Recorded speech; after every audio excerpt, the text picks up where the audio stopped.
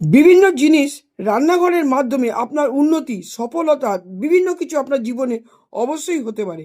সেটা কিভাবে? রান্নাঘরের মাধ্যমেই আপনি আপনার জিনিসের মাধ্যমেই রান্নাঘরে যে জিনিস ব্যবহার করেন তার মাধ্যমেই আপনি আপনার জীবনে সফলতা সব কিছু আনতেই পারেন।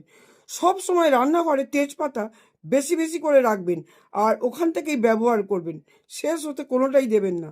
দ্বিতীয় নম্বর, যেখানে চাল রাখেন তার মধ্যে আপনি নিম পাতা অবশ্যই রাখবেন। নিম পাতা কয়েকটা নিম পাতা রাখবেন, গোনার কোনো দরকার নেই, নিম পাতা রাখবেন। 3 নম্বর হচ্ছে, যেখানে আপনি চাল রাখেন, একটা বললাম আর একটা বলছি, 1 টাকার কয়েন রাখবেন। 1 টাকার কয়েন রাখবেন, সেই কয়েনটা ওর মধ্যেই থাকবে এবং সেই কয়েনটা যেন না হারায় এরমভাবেই রাখবেন, এরমভাবেই চালটা নেবেন যেন থাকে।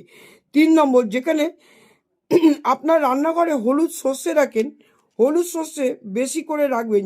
কখনোই হলুদ সর্ষে কখনোই কিন্তু আপনি শেষ হতে দেবেন না, ওখান দিয়ে ব্যবহার করবেন। কারি পাতা আর কালো সর্ষের মিশ্রণ বানিয়ে রান্নাঘরে কৌটোতে রেখে দেবেন। এরপরে হচ্ছে গুড়, গুড় আর এলাচ মিশিয়ে আপনার রান্নাঘরে কি করবেন, রেখে দেবেন। গুড় আর এলাচ দুটো মিশিয়ে আপনার রান্নাঘরে অবশ্যই রাখুন।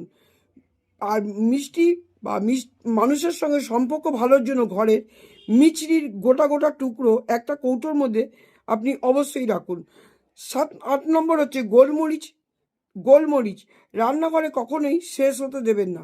গোলমরিচ অন্যান্য বিভিন্ন কার্য করে থাকে, তার জন্য গোলমরিচকে কখনোই রান্নাঘরে গোটা গোলমরিচ শেষ হতে দেবেন না।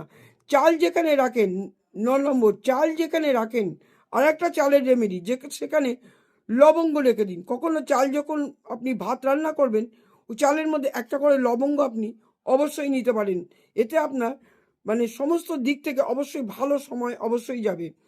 9 নম্বর হচ্ছে লাল মুসুর ডাল কৌটোতে রাখবেন। যেই কৌটোতে রাখেন লাল মুসুর ডাল, তার মধ্যে কটা লাল শুকনো লঙ্কা অবশ্যই তার মধ্যে রেখে দিন।